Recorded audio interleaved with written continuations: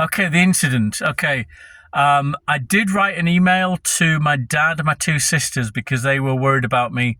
And I'm going to read that. I don't have it on me, but I'll read that on the next video. But the incident. Okay. So it's a couple of years ago. It's August, and I never take time off work because I feel uncomfortable doing that. But because I was working in a corporate environment, they kind of forced it upon me. So I think her birthday was on the weekend. So I know that I took a Friday and a Monday off, so I had a 4-day weekend. So I drove there. We hung out. And then I remember she had me in a hotel because her and her husband's house is really small. And so she treated me in a hotel, which was nice. And then the first or second night, one of the nights anyway, I wasn't feeling very good. I was a cold sweat and that kind of stuff, and I felt poison and blah, blah, blah, blah. But I didn't think anything of it. I drove home a few days later, and I wasn't feeling very well, but I thought it was just the drive and I hadn't slept well. When I got home, my neighbour said that I didn't look very well to call an ambulance, but I thought I'd just sleep it off. I didn't, because I've been driving all day. And so the next day I woke up and I couldn't move, and I felt like I was dying. I felt like I handed in the last card. I felt like I was going to fall asleep. I felt really, that relaxed feeling you get when you're falling asleep. I felt that, but I felt I was going to fall asleep and not wake up. And it wasn't out of fear. I was like, oh my God, I'm going to fall asleep and not wake up. It was just like, I'm going to fall asleep now, and that's it, I'm done. And so I kept having to shake myself out of that. I had absolutely no energy whatsoever. I wanted to go to the toilet, and I couldn't even get to the bathroom or toilet or whatever, blah. And my phone was on my bedside table, and it took me hours, at least half an hour, to get the phone. And then I called 911, which is equivalent to 999, which is the ambulance and fire brigade and police. They all turned up. So they phoned me up and they said, hey, your door's locked. Do you want to come down and open it? And I said, I can't move physically. And so you'd have to, and I told them they could kind of maybe break, shimmy the lock or something like that. But they ended up getting they pounded the door in basically. And then they came upstairs, and remember they had this white tarp that they put me in.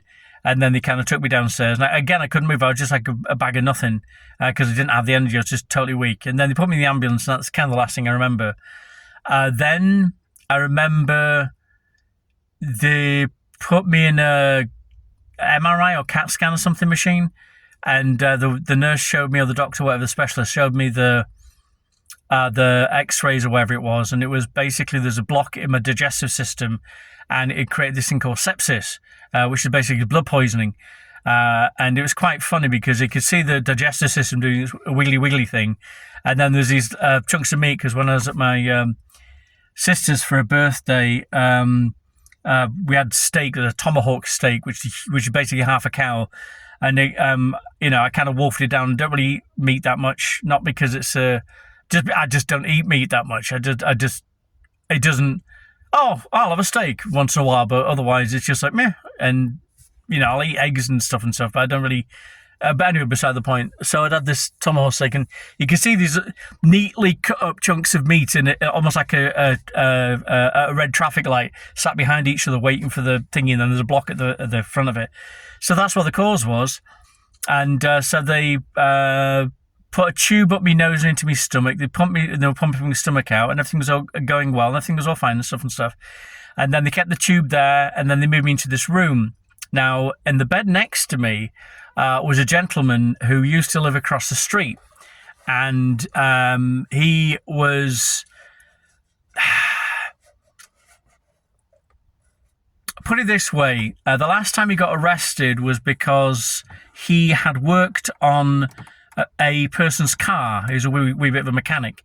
And there was a dispute as far as payments concerned. So instead of kind of talking it out, he went to the petrol station in the middle of the day, bought a bunch of petrol, 5 gallons of the stuff, I think it was, went to the guy's house, doused the car in petrol, and then threw a matchstick at it. Basically setting it on fire, and then took a Superman pose, stood power pose with his legs spread and his hands on his hips. And of course he was arrested. And so that's kind of the person that was now in the bed next to me.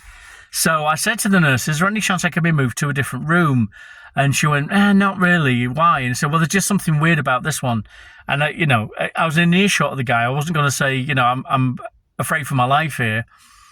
But it got weird because this male nurse was catering to him, and it was as if he was his servant, like a butler. His, hands behind his back and everything, like a butler. And he guessed, sir, I'll do anything you want to, and blah blah blah. So there's something weird going on with that. And then I kept saying, look, could you just move me to a different room? And then all these other nurses came up, and then they said, I'm going to call security. So they brought security in, and they said, we're going to tie you down in the bed now. And I went, and I was like, why? And they said, because you started to cause a scene. And I said, okay, am I raising my voice? And they said, no. So am I coherent? I said, yes. Are we having just a normal level conversation? Yes. What am I asking for? You're asking me to move to a different room. And am I making a stink of it? No. And said, but you keep going on about it. Yeah, well, I want to be moved to a different room. And then they said, well, we're just going to tie you down in the bed. And it's like, but I'm not, am I coming across a danger to myself or someone else? And they said, no. And they said, then why? He says, well, because you're disagreeing with us. And then the next thing, the security guys held me down to the bed and they strapped me down. And then they put this something into my IV, and then everything just became weird. And it was like a dream. I don't know if it was real or not. And it was very, very bizarre. And I remember one time I was in a room, it was white.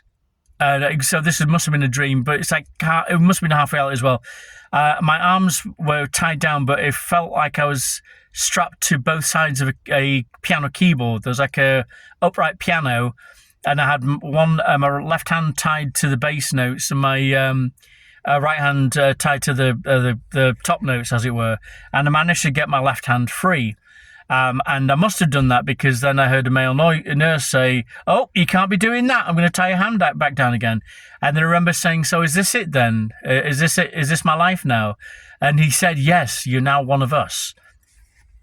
Now, there was a time, and when I was, because whatever they put me on, then they'd let it run off, and then I'd then be conscious again. And there's a time when I was conscious when the male nurse I was talking about came up to me and said, you ruined everything, you realise that? And I was like, what do you mean? He said, you know what you did. And I'm like, what do you mean? He said, you kicked up a stink, you ruined everything. We know where your neighbour lives, and we can kill her. I'm not joking, that's what he said. And again, that was totally real. That wasn't, because when I knew what was real, I knew what was, when I was being doped up on whatever they put me on. Then what happened? Then a head nurse came in, and I said, can I move to a different room? And she was like, what's going on? I was kind of like doing the old, moving my eyes towards the guy at the bed next to me, but the male nurse was there, and she said, oh, him. And she went, okay. And then she called over these two nurses, said, take him into the basement and give him a CAT scan. And they were like, what? Okay. Now, these were nurses. These weren't specialists. I had a CAT scans and MRIs before. And usually you have to order it. And this was just a head nurse. This wasn't a specialist or anything. So then these two burly guys came in. And again, they moved to a different trolley.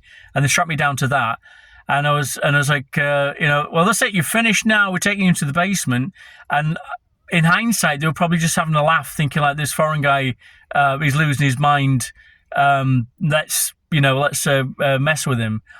But I honestly thought they were going to kill me. So they took me down in the basement, and there was the nurses there, and the machine that they had was covered in a polythene sheet. It was as if it hadn't been used, and it was small. And it was like very tight for me to squeeze in. I could hardly get my shoulders in. And so it was like it was for a kid or something. And then one of the nurses said, so how many IVs do we give him, 5 or 7? And she went, I don't know, I've never done this before. And she went, 7 then. And again, I've had MRIs and CAT scans. You don't use IVs. I know there's one, I've forgotten which one it is, that they put iodine in your blood as a marker. So when they take the scans, they can show what's going on, blah, blah, blah. But that's an injection, that's not an IV. So I said, you're going to kill me then? And she just like, patted me on the head and said, oh. And it was like, she didn't say no or anything. She just looked at me with a, like you would to a dying puppy or something. Anyway, so as soon as he unstrapped me, I got up and ran.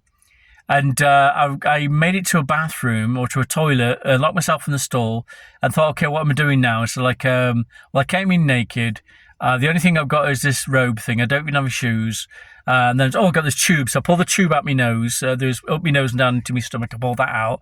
And then I was thinking, like, what am I going to do next? And then the security guards broke in and then grabbed hold of me and then took me back into the room, strapped me back to the bed. But I didn't have the CAT scan or MRI or wherever it was.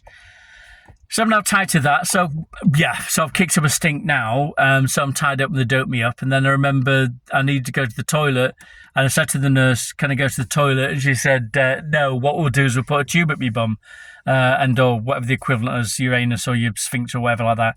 And so the nurse came in to do that. And she went, oh, it's you. I'm not going to use any lubricant. So she shoved a tube up my backside. And it was exceedingly painful. She tore something definitely because it felt like it.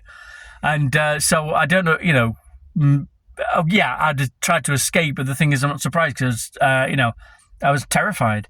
But that was that. And then they put me back on the drip again. So I was in and out of dream world. And that went on for I don't know how long. And then I remember I'm not talking days, I'm talking about weeks. I think I was there for about 6 weeks.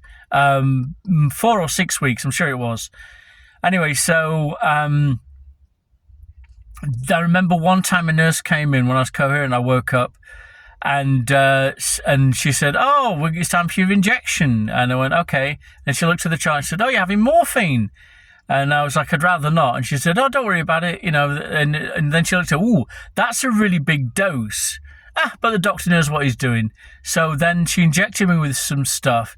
And I thought it went like television static. Everything was kind of all blurred and weird. I felt really, really ill, but like chemically ill. It wasn't like I felt like I was going to throw up. I felt felt my entire body, every atom, every molecule in my body felt like I wanted to throw up, but more like static electric. You know what I'm saying? It's weird. It's hard to explain, but and then I blacked out. And then the next time, another nurse, the next thing I remember, another nurse turned up and she basically said the same thing. I said, "I don't want it." She went, "Well, you can't, we can't stop you. You have to talk to the doctor about that." And then she did that. And then the third time I was like, look, I don't need this anymore. And she went, "Oh, okay, well, I'll do it this one time, but I'll get the doctor." And then the doctor turned up, and again, this is over days. And then he went, "Oh, you don't want the morphine anymore?" And they even like, "Oh, hang on, who gave you such a large dose?" And so then they put me back on the drip again. So I went into in and out of consciousness. And then after a while, and it's days, weeks or whatever, like they took me off the drip. And then they put me on they put me on tablets and this stuff called Norco, which is also an opioid. Now, something I found out about opioids is that it fixes the pain, but the more you take it, the more you get used to it. And it's like, it's hard to explain. It's like the volume's turned up. So instead of like I'm in pain, I take the opioids. The pain doesn't work anymore. I stop taking the opioids, and the pain comes back at the same level. It messes with your sensitivity. So what happens is you take it, the pain goes away. Then you don't take it, then the pain kind of, if you wish, doubles. From what it was before. Then you take it and then it doubles that again, so it keeps doing that. So the more that you take the opioids, when you don't take it, the worse the pain is, because it keeps doubling up. And all it is the reaction to what the opioids do to your sensitivities or pain or whatever, blah blah blah. Anyway, so the next thing, they'd kind of had enough of me at that point, and I was terrified. But I was trying to be God. I'm surrounded by the enemy. They're trying to kill me and stuff like that. And it's something my sister, she tried to get in contact with me because my neighbour got in contact with her. And so she was like, okay, what's going on here? So they tried to get in contact with me and I didn't have my phone with me. And so she told me that she had called the hospital. She found out from the ambulance people where they dropped me off. And they reckoned that they had no record of me being there, And so she kept insisting. And then it wasn't until she threatened to call the police that they suddenly go, "Oh, you mean that guy?" And which the whole thing is weird. It really, really is weird. So then they put me into a recovery facility, which is basically an old people's home that take on people that are broken out of the hospital. Because at that point, I was completely atrophied and I was a ball of pain. It's like you blew on me. It was like you just poured boiling hot water on my flesh. And again, I could not move at all. And so it was terrible. And so they put me in this recovery facility. And they kept me on the Norco and other pills and stuff, and then they had me on physical therapy and occupational therapy. All it was like 3/4 an hour every couple of days, and so after a while, I was like, no, and so I kind of started pushing myself, and then I got myself into a wheelchair, and then I just kept. The coffee that they give you is decaf, even though they say it's regular, because they don't want a bunch of old people zooming around. So I actually got a friend of mine dropped my phone off, and so I ordered some coffee and a kettle from Amazon, and so I had my private stash, and some tea as well. And so I got caffeinated, and I zoomed around all over the time in the wheelchair to get more exercise, and I forced myself out of the wheelchair so I could walk a bit. And then around Thanksgiving, day before Thanksgiving, they said, "That's it, you go home." And then I said, "Can I at least stay for Thanksgiving?" They said, "Okay." So I stayed there for Thanksgiving. Then they came home. And again, I was in a wheelchair. I could walk, I don't know, about 10 steps on up with a walker. But otherwise, I was in a wheelchair. And then I was home. And then that was that. And that was the incident. Now, I'm only just getting out of the wheelchair and getting off the walker. When I for instance... This gym has 2 floors, and with a staircase, I'm able now to get to the top of the stairs using both handrails, and then I have to rest for a good 5 to 10 minutes to get my breath back. So I'm still weak. My mind's foggy. I feel it's not that I'm dreamy. I just feel disassociated. It's as if, although I'm myself, I'm in the back seat, and I don't mean that I don't have any control. It's just trying to talk as an example is hard work, because I've actually got to think and concentrate and get the words out. Also, sometimes what will happen is I'll talk and then forget that I'm talking, as if I'm in a classroom and I'm the teacher giving the lesson, but I'm also the kid looking out the window, and then I come back and, oh my God, I'm still talking. And that's scary in itself. There's times I've got a speech impediment now, and it just happens once in a while when it wants to. I just can't say a word, and I can't think straight. Also, I forget stuff, and I forget stuff like straight away, or I forget stuff in the past. There's no rhyme or reason to any of this, and I just want to get back into being myself again, because I've got stuff I need to do. And so that was that. But the thing is, about a year later, I got sepsis again. And this time, work had fired me. They fired me on my birthday. They called me up. And the thing is, I've never been off work. I'm not that kind of person.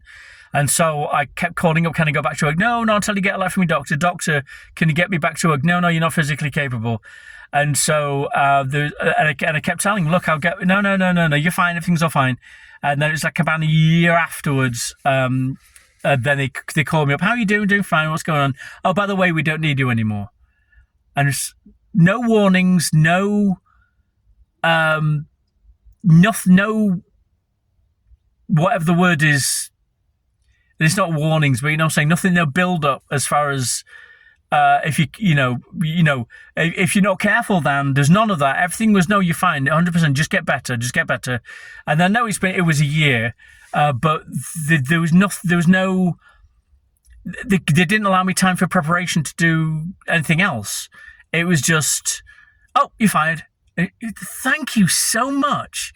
And then that's how I lost my insurance. And again, so short, that was in August. So October, I got sepsis again. And so I went to the same hospital. And again, the other time, it was from August till Thanksgiving, which I think is October or November. And this time I was back home within a week to 10 days. and they didn't tie me to a bed. They didn't put me on a drip. I was totally coherent through the entire event. So they were doing something weird. And the thing is, one of the roommates that I had the second time was this guy, and he had a boyfriend from Florida, and we were chatting and stuff, but then he started having a panic attack. And so something I know about panic attacks is the best thing to do is to talk him out of it. You don't say, oh no, you wait for it, blah, blah. So I said, you say, oh my God. I said, no, your boyfriend, right? Where's he from? He's from Florida. Whereabouts in Florida? Oh, blah, blah, blah, blah. And so when was the last time we went down? So what does he do for a living then? Okay, so do you remember, so I've never been to Florida. What's it like? And so that, by taking his mind off it, calmed him down. And then later on, he had another panic attack, and the staff were there, nurses were there, and it was like me seeing the events that I went through from a different perspective. Because instead of, I even said to him, "Hey, just take his mind off it. I can do it for you if you want." They said, "No, shut up, nothing to do with you." And then they called security and they said, "You're causing a scene, and that we can tie you down to the bed, and we can take you out to a different room." And that's exactly what they did. And it's like, dude, is this what they do to everyone? And is it? And the thing I'm thinking, this country is all about money. It's about insurance. And so if you have insurance, especially if you have good insurance, I'm not saying they do this, but I wouldn't be surprised if they would pimp it. They want to get as much money out of it as possible, because why else? The first time they break me and then keep me there for like August, September, October, November, 4 to 5 months or whatever it was, and then the next time is like 4 or 5 days when they didn't have insurance. You know what I mean? And that it seemed it was just like tell them what to do. If they disagree with you for any reason, tie them down to a bed, bring security, tie them down to bed, and then dope them up.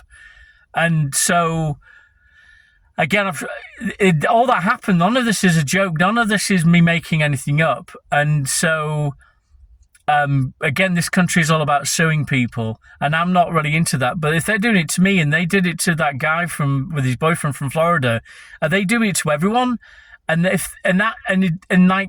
got a stronger character. I'm very pig-headed as far as that's concerned. And I take it as a challenge. Sometimes I get a bit boo-hoo, weep sob about it, but 9 times out of 10, I take it as a challenge and say, no, I will not be beaten. But what about people out there that aren't like that? That they get broken and then they can't recover. And then it's, for instance, like in the recovery center, it was me pushing myself, not what they were doing for me. I wasn't getting any. I was getting. Come in, sit down, move this, lift, okay, bye-bye. And that was it every other couple of days. And so they just do enough so they can get paid. That's what it seemed like. It was like, we put it on the list that, okay, we gave him occupational physical therapy. And because we did this, give us money. Not that we because if you think about it, if someone's insured, if you keep them there, as long as possible, you get more money. So why would I want to, if I'm running a company that survives off people's insurance, why would I try and get somebody out of the facility as quickly as possible? You know what I'm saying? But yeah, so, but most of the, you see all these lawyers and stuff, because lawyers everywhere, billboards and adverts all over the place, but they're what they call ambulance chasers, which is like, were you involved in an accident? Were you involved in an accident at work? Call us and we can get it sorted out. And I called one thing, and it was a call center. And he basically said, was this an accident? No. Was this an incident at work? No. And then they hung up on me. And so it's like just like a factory, you know what I mean? And so, and again, it's me against a statewide hospital. So, you know what I mean? It's like, although I want to do something about it, would it end up me putting myself in a really bad situation and having to pay tons of money and losing, you know what I mean? That kind of stuff. I don't bloody know. But anyway, so that's the incident, by the way. And that's before, and it's like a flick light switch. Before before I came back from my sister's birthday, I was I was working from home, so I was a bit kind of like sedentary, but I could still get up and go out and, went on bicycle rides, driving out into the country, that kind of stuff. I used to be a photographer. I mean, I've got a camera to take pictures, and, stuff. And I used to play guitar and sing a bit, and I've got a clarinet that I'm teaching myself and that kind of stuff. Since the incident, absolutely nothing. I can't even read. I'll read a page and then forget what that page is about and have to read it over and over again. And not just like you would do normally. Hang on, what was that page about? It's just I'll be staring at the page and it's as if I'm looking at a different language sometimes. And it's scary, it really is. And all of this it's like a light switch. Before I was in the hospital, none of this. After the hospital, all of this. So, that's where I am at the moment. And, but that, it's a bad thing, but it's a good thing because I've learned, I've learned what it's like to be in a wheelchair, how you get treated, how, even though you have things like wheelchair ramps, are set at such a steep angle that it's now only possible to actually get up by yourself. The way that people look down on you, doors become a nightmare because all doors, in businesses and stuff, are self-closers usually, and so you're having to kind of like dig into that and push your way through it while it's trying to close on you, which is unbelievable. On a walker as well, you get tired very, very quickly, and which is weird. And it's like when you get older and stuff like that, things happen. But again, this was like a light switch. Before the hospital, I was 100% fantastic. You know what I mean? Not say 85% fantastic because, again, I was working in a corporate thing. I gained a bunch of weight and I was being sedentary. But after the hospital, 5-10%. You know what I mean? And it's like, so whatever they did to me, whatever they did to me. And I've got a fucking bit, excuse me. I'm going to beat this thing. But it's a good lesson. It's teaching me always about stuff. It's showing me things about life that I hadn't seen before. And I still have hope that, and also really, really, really pig-headed attitude. I'm angry at this being in the city. Instead of going like, boo-hoo weep sub on broken, it's like, you stupid feckin' feck, get the feckin' words out, you feckin' fecker. So I do have that, which is good. I really feel like it's something I have to learn, and it's going to end up being better, even if I'm not going to be completely fixed like I was before. I'm confident that I will be able to adapt into being back to like where I was before, and be able to function and do stuff. So instead of just being a lump of dough, I'll be able to go out and do stuff and continue whatever quest, whatever out there has put me on. But anyway, that's been half an hour, so I'm sorry about that. But I hope it's understand. But anyway, that's the incident. And I'll read the email thingy because a very, very story. I used to write as well. I'm trying to do that again, but it's very hard work because it's like, what word comes next? It's fucking frustrating. It's as if I've been locked in this cage or this bubble or something, and it's like I can't get out anymore. It's just. But anyway, that's enough of that. Anyway, so thank you so much. I really hope that somebody watches this that needs this and that it helps somehow. Because I hope I'm the only one that's in this condition, but I also hope that if it's not, that this is helpful for someone. Because when I was in the recovery facility, I saw a lot of broken people, and I tried to encourage them, but some people just are too broken to do that. And I just hope that that some broken people can see this and get something out of it that's positive and helpful. Anyway, enough of that. And as usual, what I'll do is line the thing in the middle of a